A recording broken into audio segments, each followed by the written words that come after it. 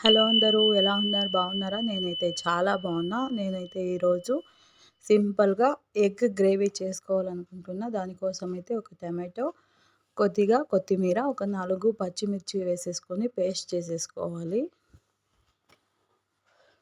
ఆ తర్వాత ఒక 5 ఎగ్ బాయిల్ చేసుకొని ఇలా పెట్టేసుకోవాలి. చూడండి బాయిల్ అయిపోయింది కదా! ఇప్పుడు దీన్ని స్లైసెస్‌గా కట్ చేసేసుకోవాలి రౌండ్‌గా. ఇలా కట్ చేసేసుకోవాలి. చూడండి ఇలా కట్ చేసేసుకొని పక్కన పెట్టేసుకుందాం. ఇప్పుడైతే ఒక కడాయి పెట్టుకొని దాంట్లోకి హీట్ అయిన తర్వాత కొద్దిగా ఆయిల్ వేసేసుకుందాం. ఆయిల్ హీట్ అయిన తర్వాత కొద్దిగా చెక్క, లవంగం, ఒక పలావ్ ఆకు వేసేసుకొని కొంచెం లైట్‌గా ఫ్రై చేసేసుకుందాం.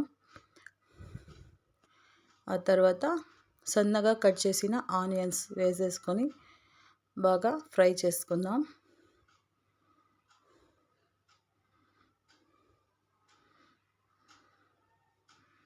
బాగా ఫ్రై అయిన తర్వాత కొద్దిగా జింజర్ గార్లిక్ పేస్ట్ వేసేసుకోవాలి. వేసేసుకొని పచ్చి వాసన పోయేంత వరకు ఫ్రై చేసేసుకుందాం.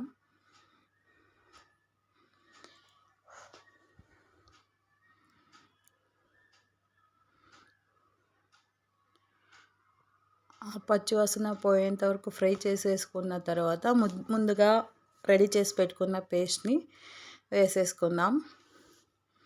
వేసేసుకొని బాగా మిక్స్ చేసేసుకోవాలి. ఇది కూడా అంతే పచ్చి వాసన పోయేంత వరకు ఫ్రై చేసేసుకోవాలి. చూడండి కలర్ కొంచెం చేంజ్ అయింది కదా! ఇప్పుడు కొద్దిగా పసుపు, కొంచెం కారం, ధనియా పౌడర్, కొంచెం గరం మసాలా, దానికి సరిపడా సాల్ట్ వేసేసుకొని బాగా మిక్స్ చేసేసుకోవాలి.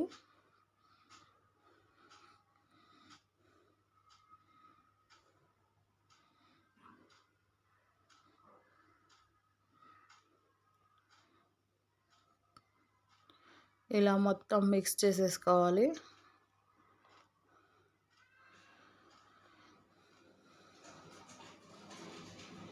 ఇలా మిక్స్ అయిన తర్వాత కొంచెం పెరుగు,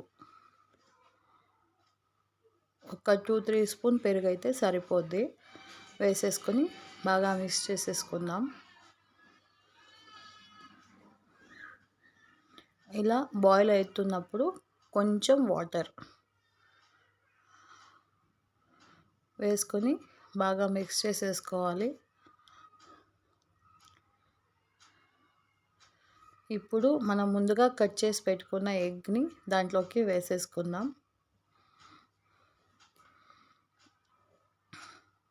వేసేసుకొని కొంచెం కసూరి మేతి వేసేసుకుందాం టేస్ట్ కోసం.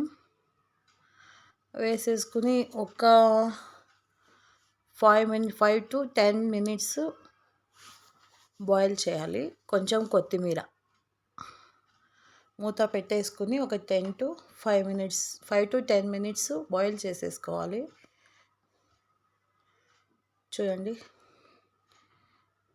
ఎగ్ గ్రేవీ అయితే మనకి రెడీ అయిపోయింది. నిజంగా సింపుల్గా టేస్ట్ అయితే చాలా బాగుంది. మీకు కూడా నచ్చినట్టయితే మీరు కూడా చేసుకోండి. అలాగే మా ఛానల్ని లైక్ చేసి సబ్స్క్రైబ్ చేయండి. Thank you all.